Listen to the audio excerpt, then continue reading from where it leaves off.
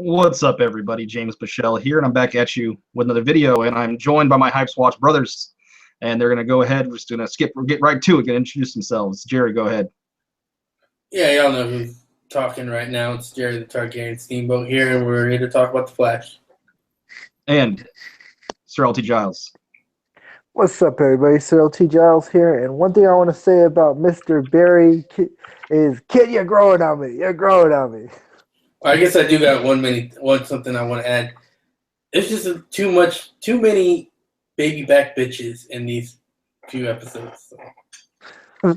There is a lot of baby back bitches, but so yeah, we're gonna essentially be talking mostly about the episode Killer Frost because we're not gonna talk too much about the crossover episode. Just bring up a couple things that I feel are important to the overarching story. But really, I mean, it was just a way to get all these guys together so they can promote these other shows that I don't give a shit about. But anyway, I did actually for the first time, I really actually enjoyed a Flash episode this season. I thought Killer Frost was a good episode, so let's go ahead and start talking about it. And I like to call this episode Everybody Shits on Barry episode, because, man, Barry was really getting shit on in this episode. But, so yeah, starting off, we see Barry getting his ass kicked by Savitar, and we see Alchemy take the stone, and he runs away. And then we see, they have a sequence where we see Savitar taking Barry throughout the city, and we see how fast he is.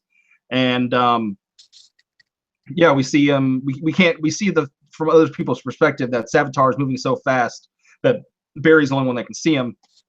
And then of course we have Vibe and Killer Frost coming to help Barry when he's in a time of need, and we see Killer Frost having to use her powers, or Caitlin.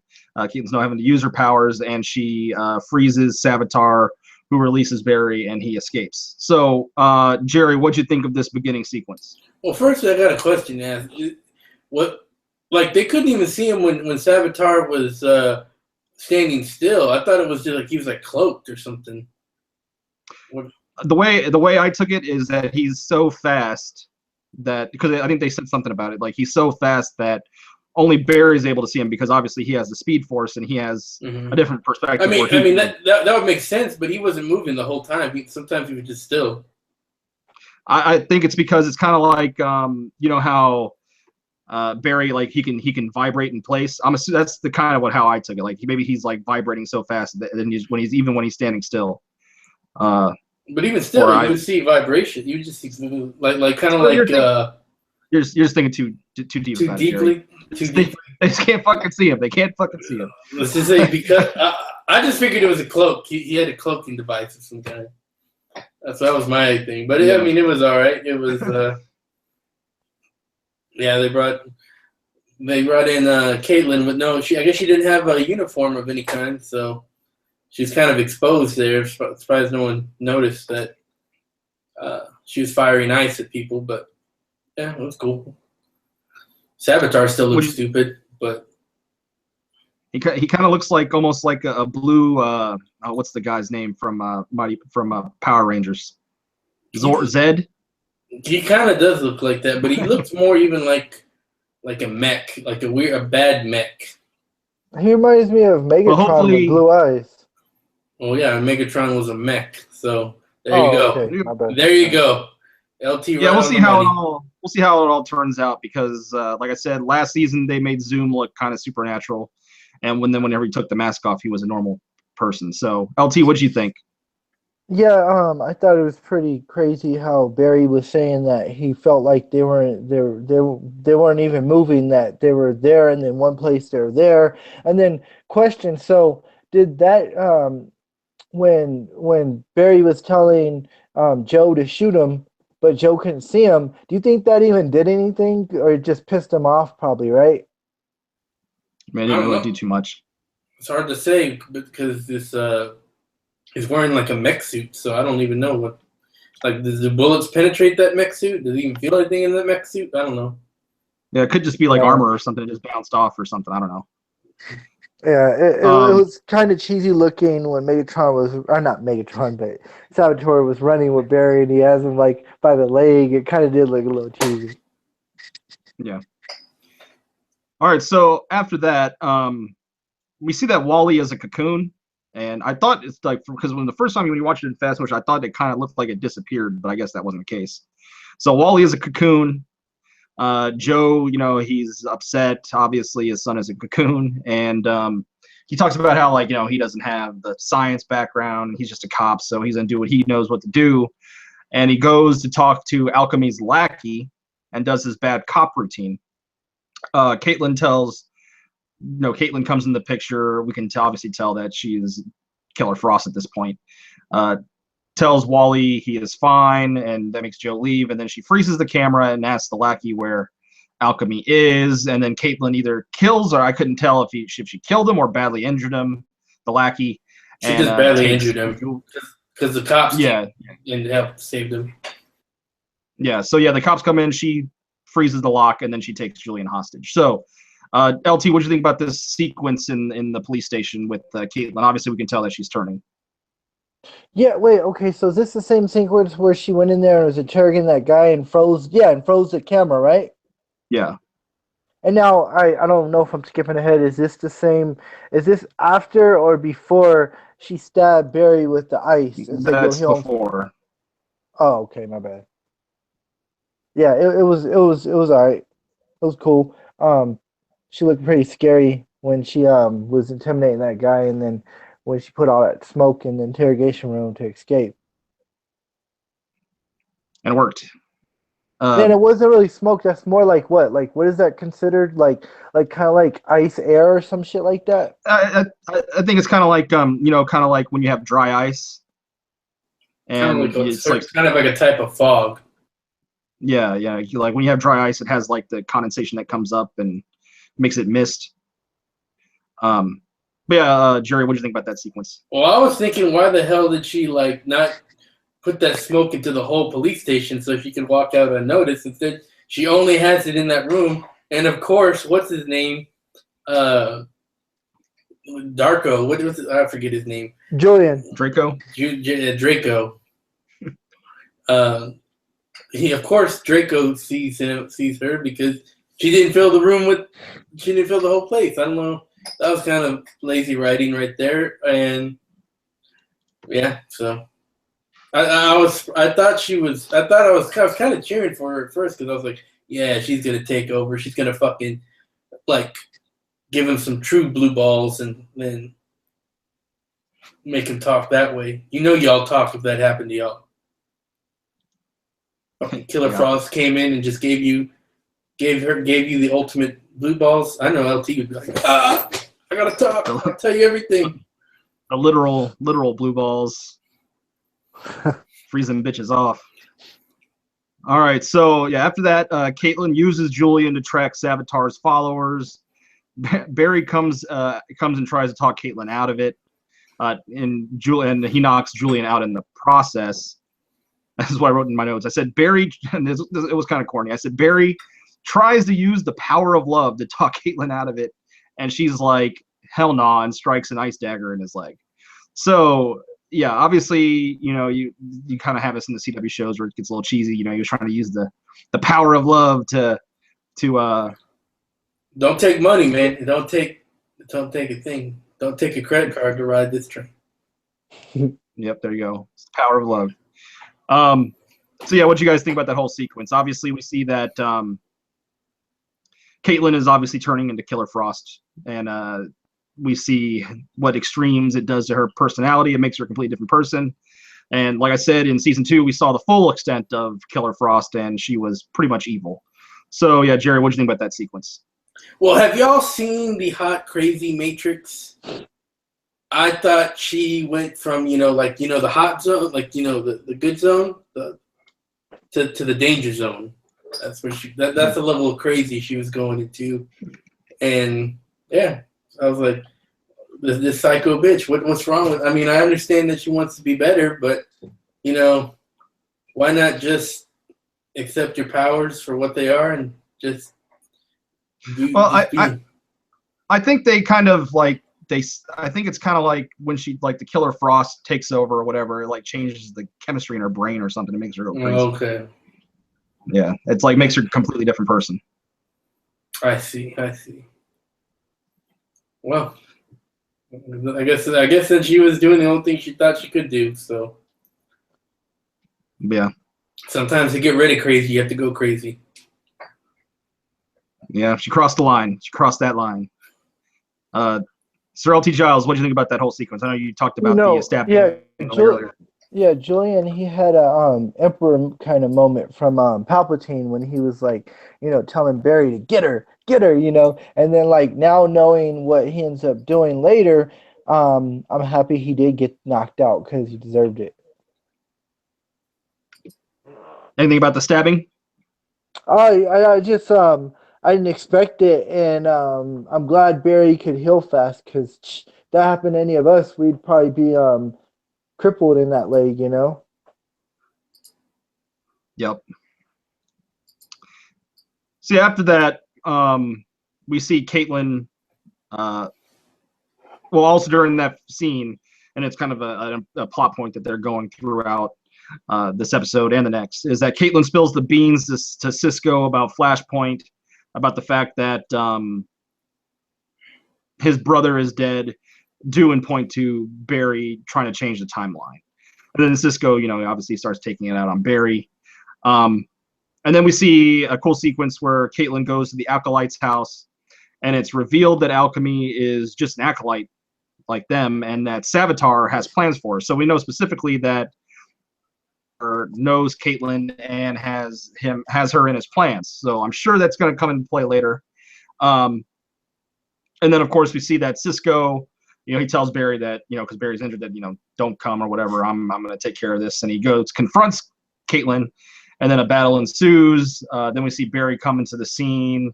He gets tripped up on the ice, and then he gets a very cold kiss that turned him into a Smurf. And then Cisco blasts Caitlin, and they place her in the pipeline. So, LT, what do you think about this whole sequence? The fact that Savitar knows her by her name and kind of sounds like he has plans for her, and then the battle that happened with Cisco. That's kind of shocking, and it kind of goes back to that vision, that they had where they were kind of like fighting, in the previous, I think it's few episodes ago, and yeah, it was kind of shocking that Savitar knew her by her name. I didn't see that coming. What about you, Jerry?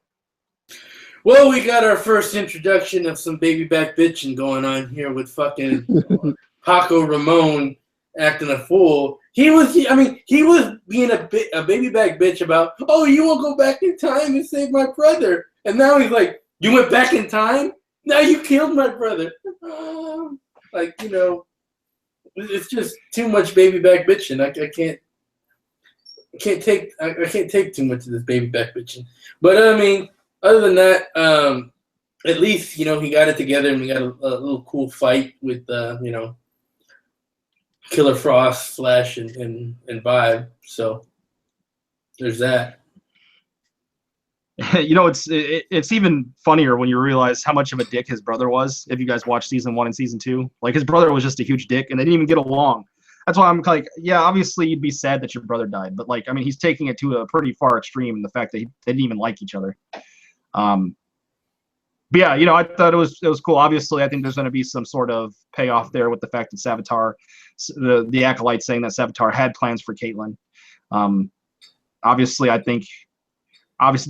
kind of quelled her Killer Frostness, but obviously I think that's going to come up again later, and Savitar will be the Emperor and will sway her to the dark side. So yeah, essentially back at the pipeline, Caitlin tries to talk her way out of it, let me out or whatever, and then just the constant shitting on Barry continues. They keep just piling on Barry about how much of a piece of shit he is for Flashpoint. And then the fact that, oh, you've done this, you've done that, you killed this person, you killed that person, because she talked about Eddie. You guys don't know Eddie, but yeah, Eddie died, and her fiance Ronnie also died. But yeah, so yeah, Joe and HR try and I don't know why Joe wanted to do this, but obviously It was like a bad buddy cop little mini thing going on there. yeah, they try and bust Wally out of the cocoon. Obviously, they kind of succeed. Wally appears. He's you could tell that he's messed up, and he's like vibrating all over the place, and he speeds away. Barry lets Caitlin go and tries to goad her into killing him, and this time the power of love works. And yeah, the power of friendship. Yeah. And yeah, she's out of her trance. So, LT, what do you think about that whole sequence? I was like, I guess I feel like, Flash is safe. He's not gonna die. Obviously, thinking so. I was like, but he is playing dangerous fields because he so could have just put that ice knife through his heart, And I don't know what the hell Joe was thinking, man. I mean, he could have killed Wally there, just cut it in the opening. I have to know, and just thinking drastically. Fortunately, Wally's not dead, but I wouldn't have cut it open. I would have just sat there and wait. I think that was a big risk for Joe, man, cutting it open. I think so. He's got those instincts, that gut instincts. Yeah, he's got them. He's got that. Yeah, the gut feelings. And yeah, I just hope that could keep on working the power of friendship and love or whatever, because I don't know like the comics like you guys, but I don't want Killer. I want Kate to stay good. I don't want her to become evil, and I don't know what's gonna happen, but I'm hoping Barry could keep her good. Well, I think my prediction is okay. So in season 2, she was full on evil, but that was a different version of her. That was her doppelganger, and she never had. In that version, she was never friends with Barry and Cisco, and she didn't have like the support system or whatever. So I'm thinking this version will be different.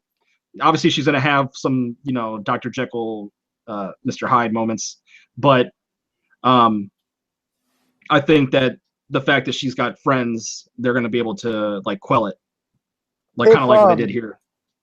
I saw in my what to watch section on YouTube, what to watch Origins of Killer Frost. Would that spoil anything if I watched it? Probably not. Okay. You probably watch it. But yeah, Jerry, what do you think about that whole thing? Well, first, man, HR, he was riding some Joe Dick right there. He was all up like, yeah, man, you know what you're doing. You know everything. Trust your gut, buddy. You know it. You know it. So I was like, come on, dude. Can you be any more obvious that you're like just piggybacking off this guy? Like it was kind of ridiculous.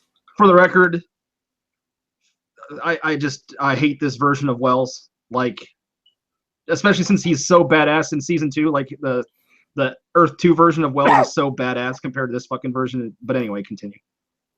Yeah, so there was that, and then of course we got the Care Bears coming in, with the power of love, and I thought he's like stabbing in my heart, but that heart, what y'all didn't see, y'all had to see it in like ultra 4K HD wide color gamut, was that like a rainbow came out of his heart, like and Caitlin, and she was like, oh, I feel so good now. This hug. Yes, obviously it was a little cheesy. That was a little cheesy this part in this episode.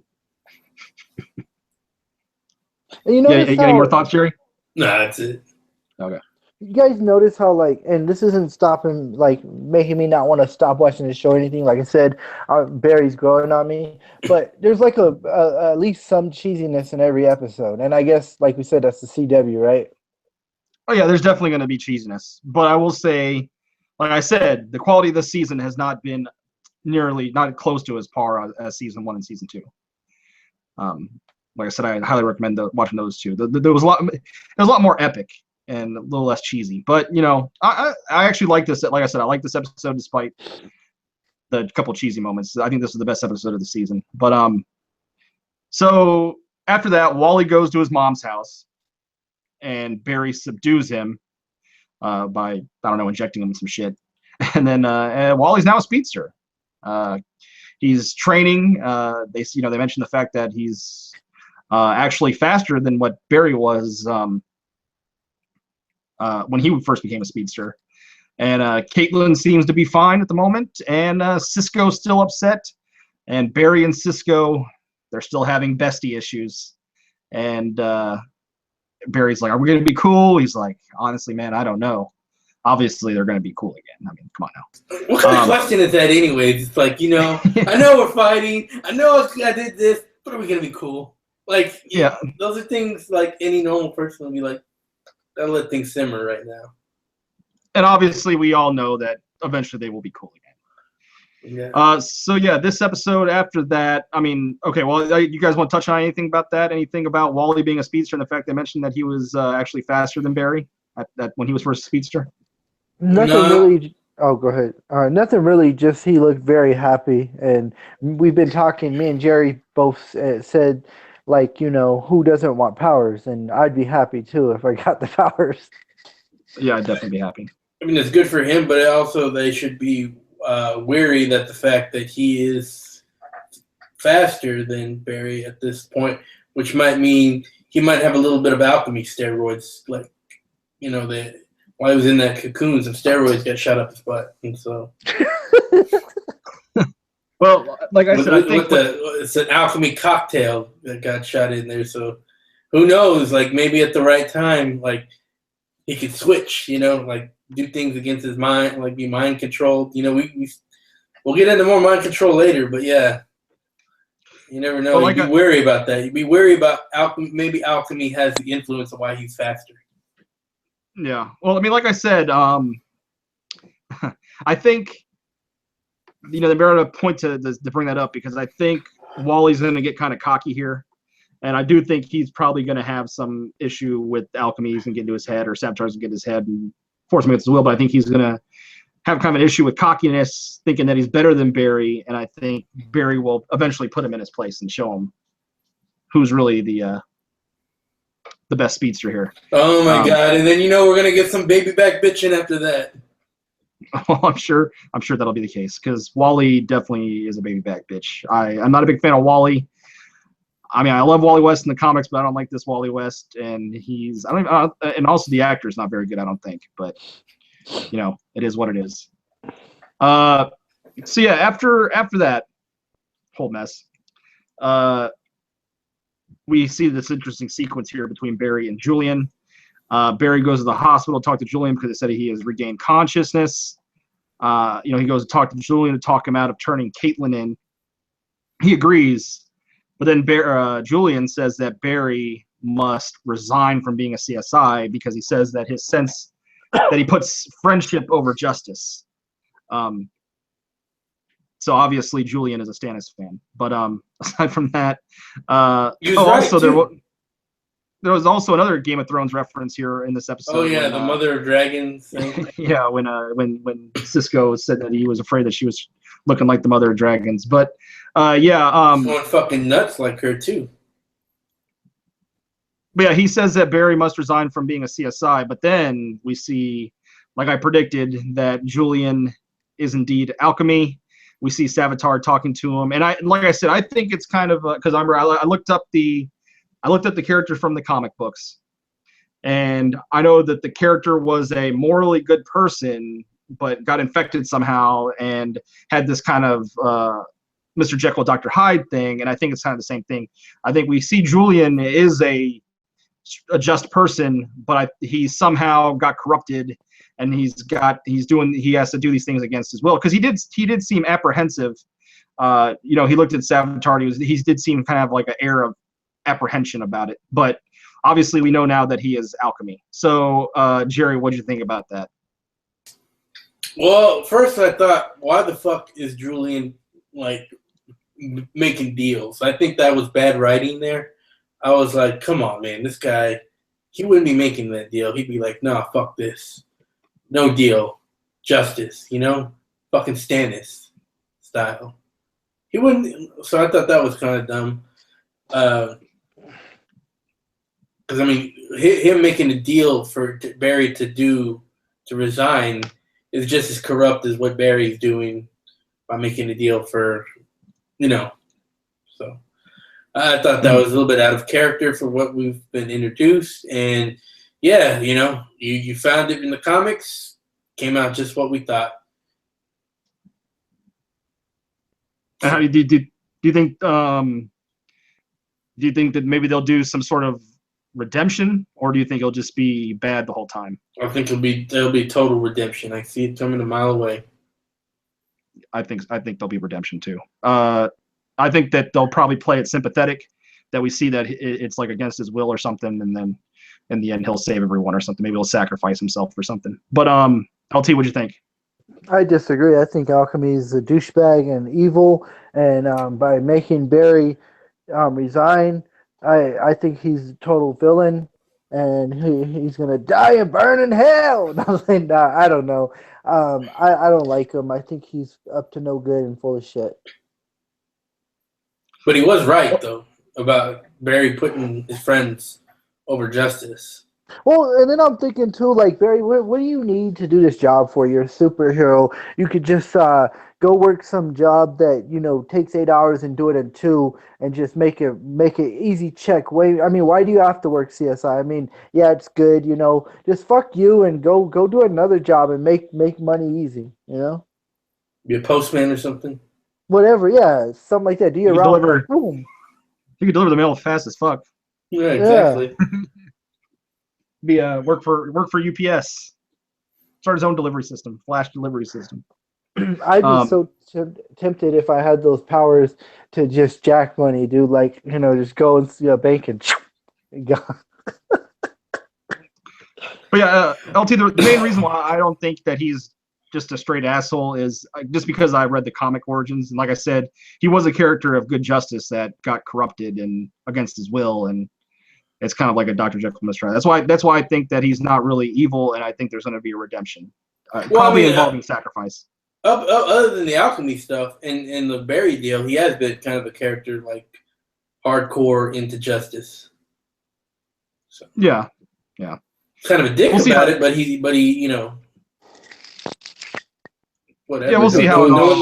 No one says you have. You don't. No one says you can't be a dick and seek justice at the same time. Exactly, Stannis Baratheon. But yeah, well, so essentially that was the end of that episode. We're gonna kind of just touch on the crossover episode real quick, not talk too much about it, but we'll just do just give your rating and final thought of the episode, LT. I'll give it a 6.5. It was a good episode. I enjoyed it. Yeah, same 6.5.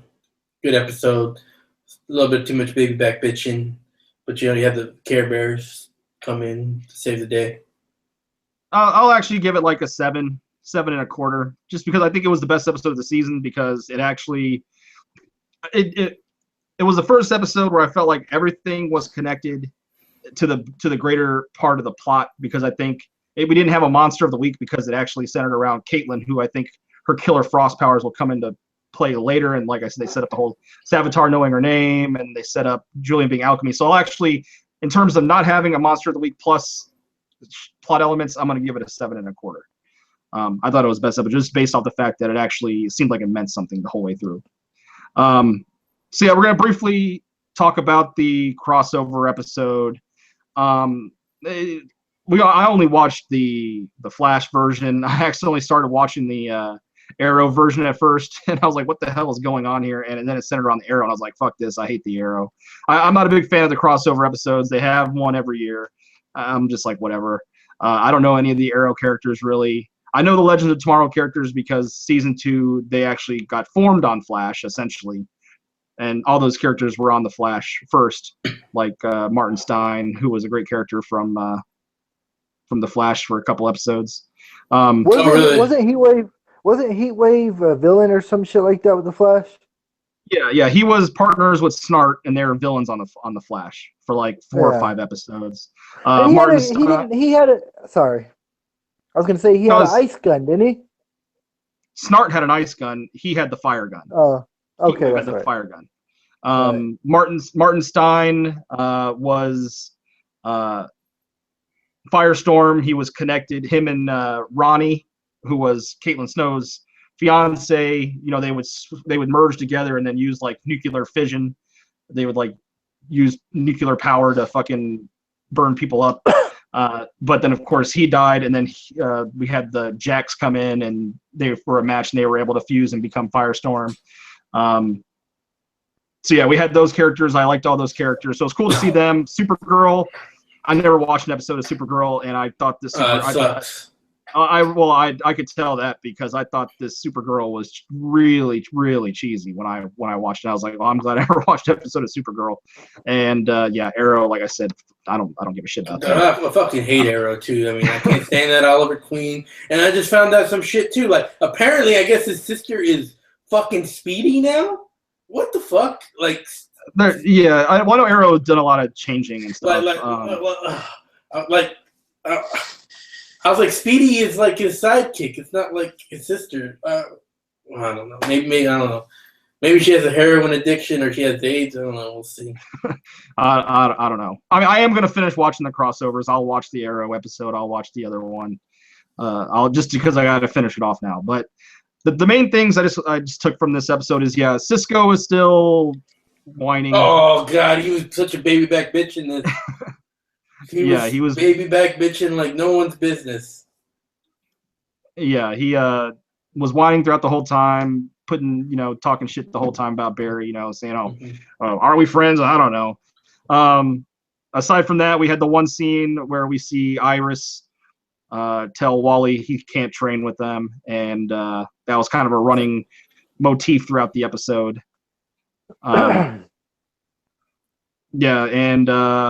She was like, "You can't sit with us." You can't sit with the cool kids. You gotta go back in the back of the bus. Whoa.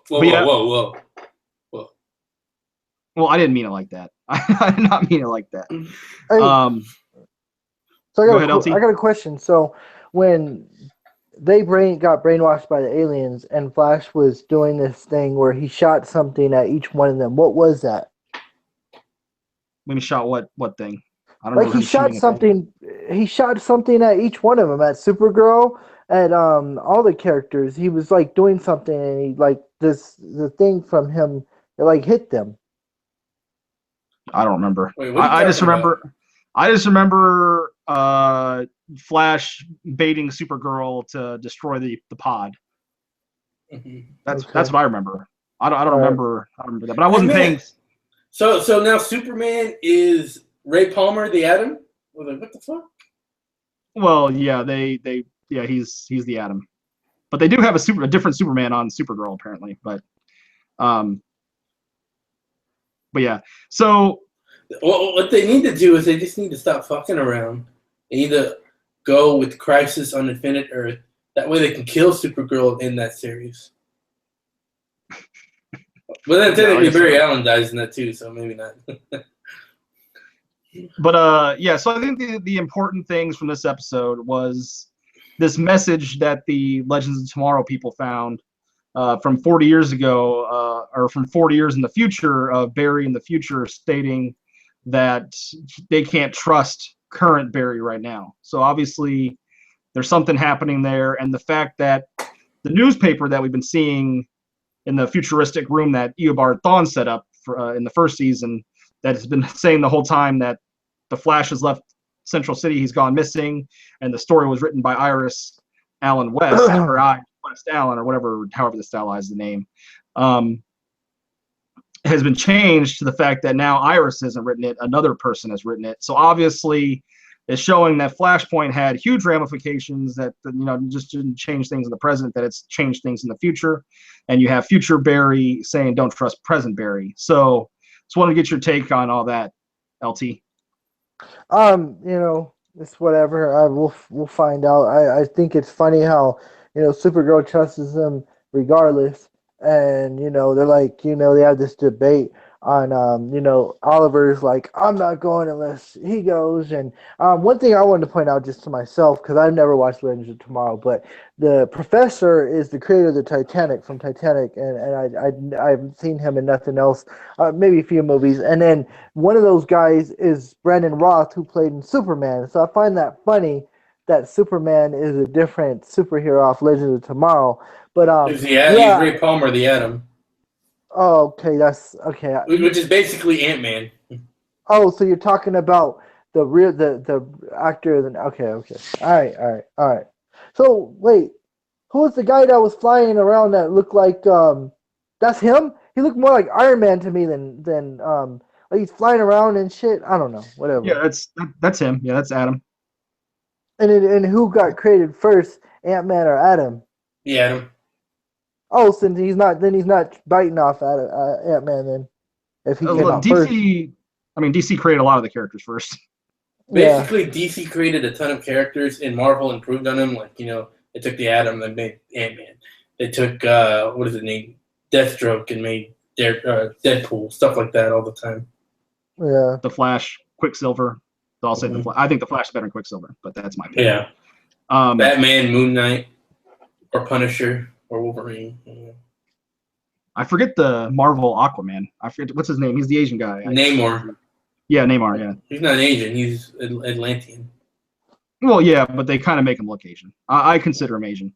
I consider him an Asian brother.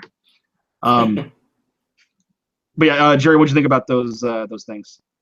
I mean, I thought it was all right. I thought, I thought some of the dialogue was pretty cheesy in this whole fucking crossover, and people were acting kind of weird. Like, fucking Arrow was talking like he's some kind of Billy Badass, and I'm like, shut the fuck up, man. You're no Oliver Queen. And even Oliver Queen isn't that, well, he might be a little bossy to go off of people, but he's a lot cooler than you are, this guy. Diggle, Diggle was acting like a baby back bitch. She's like, you took my daughter away? But, well, yeah. It's not like, son. Yeah. It's not like he took his daughter away and left him with nothing. It's more like he took his kid and gave him a sex change. That's basically... if it was me, I'd be like, oh, thanks. I'm glad I have a son now and not a daughter. That's what I'd be like. She gave him an heir. Mm-hmm. Now he's don't got to worry about period. And another thing is everyone taking the Ned stupid pills? Like, what is going on? Everyone is doing the Ned Stark, and he's like, don't trust me. Okay, well, I'll trust you. It's like Littlefinger. Don't trust me. Okay, I'll trust you. Fucking Ned Stark all over again. You talking about after the fight scene when they were all afterwards? Yeah. Yeah, I'm like, come on, dude. Come on. Obviously, the show Game of Thrones exists in this world. Didn't you see what happened to Ned Stark when he trusts Littlefinger after being told not to trust him? They should know better. Well, that's what I'm saying. Like I said, I don't really like the crossover episodes. I am going to finish them because might as well. I don't know the Supergirl. I know Supergirl. She's a little, she's kind of like that. I mean, she's kind of bubbly and more teenage minded. I don't know. I felt like this one was taking it to an extreme. Like when she was going around doing the roster call, oh, you're this person, you're this person, you're this person, and it was just really weird. I don't know. Well, it's funny because you guys don't like her, and I never watched the show, but I actually liked her, and I might give it a shot now. I mean, I don't know. I just think it was kind of cheesy, but I mean, if it's good, maybe it's good. I don't know. She's in love. No, I just love the power of love. She's definitely not. Supergirl's not my type, but she's got that smart girl look, and I like that. I also always imagine, to me, Supergirl is a lot more blonde than she is, but. Yeah.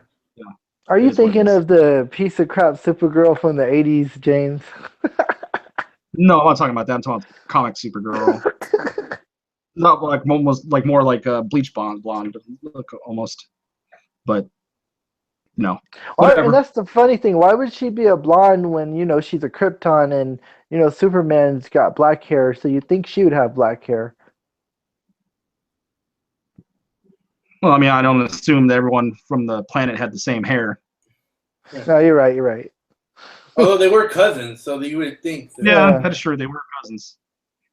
I don't know. They obviously. Maybe her father was Jamie Lannister or something. I don't know. She's really a bastard spawn. The seed is strong. The seed is strong. So yeah, I mean, you guys can get final thoughts on the crossover episode. Any final thoughts, LT? Yeah, and a rating if you want. Jarrell has black hair right here. I'll give this episode a 5.5. The 5 is just because I like Supergirl, but I thought it was the aliens were super cheesy and super gay, and to me, I think Supergirl should have been able to destroy all of them by herself. So yeah, 5.5 for this episode. But maybe it's better if I do like you and watch the rest of the crossover, but I don't think I will. I think I'll just wait for the next Flash episode. First off, mind-controlled Supergirl should have snapped Oliver Queen in half. Just snap. Well, not that arrow. Should have snapped that arrow in half. But yeah, Jerry, what'd you think? Yeah, I thought it was cheesy. Supergirl was stupid. Oliver Queen was saying nonsense. It's not even really Oliver Queen. Speedy is not Speedy. I don't even know. The most super person there is playing the fucking Atom, and it's just I didn't really care for it. It's a 4 out of 10. How about that? You get a 4 out of 10. I'll probably give it a. I guess I give it a 5. I don't know. Like I said, I'll judge it when I've watched the whole episodes, but yeah, I don't know. Like I just think that they kind of amp up the cheese factor with the Arrow, like because it's been cheesy every time, every episode we've done with Arrow specifically. The cheesiness gets up. I don't know. Maybe the Arrow is really cheesy. I don't watch the Arrow. I never will watch the Arrow. But I guess I'll watch the one Arrow episode where this crossover finishes. But all in all, I'm like whatever about that episode. I'm looking forward to furthering the Flash storyline, and hopefully we get that in the next episode. But yeah, so I guess we're about done. Any predictions or last thoughts, LT?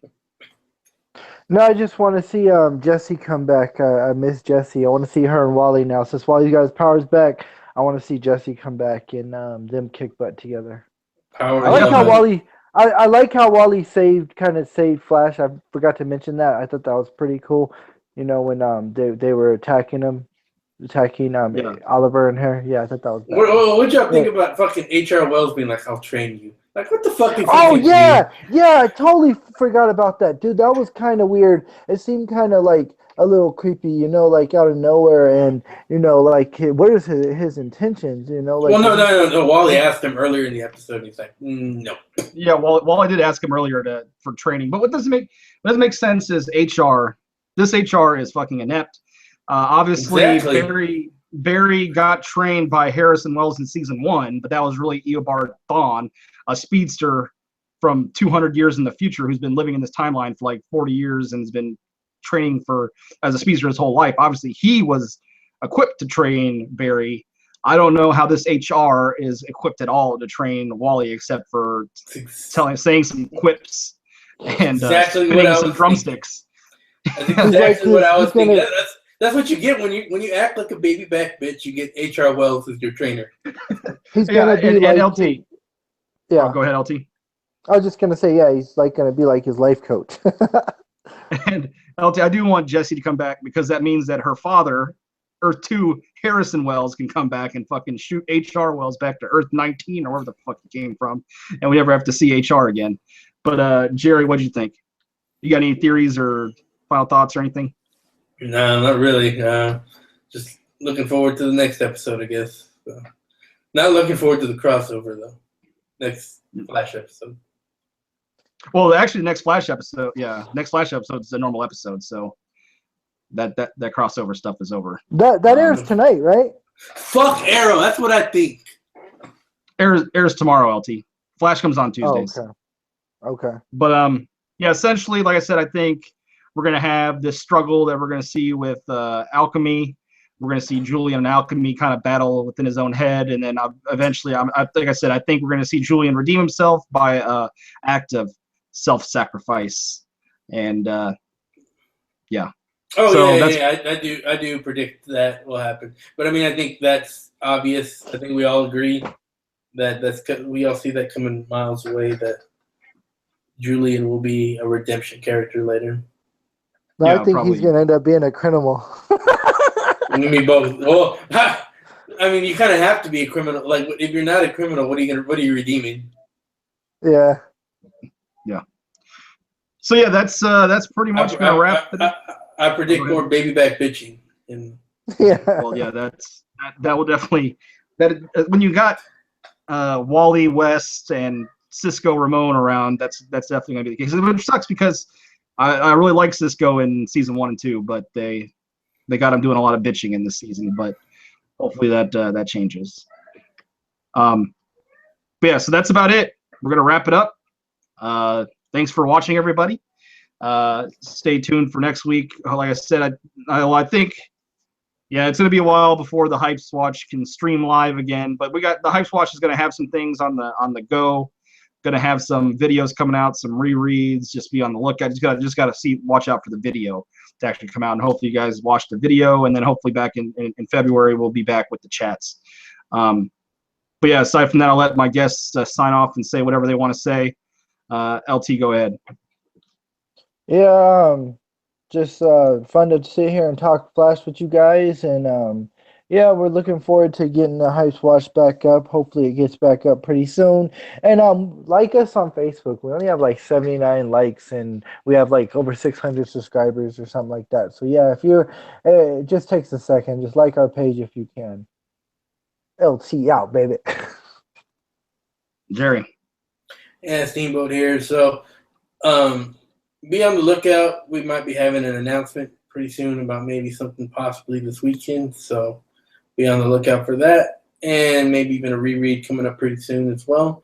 Other than that, that's about it.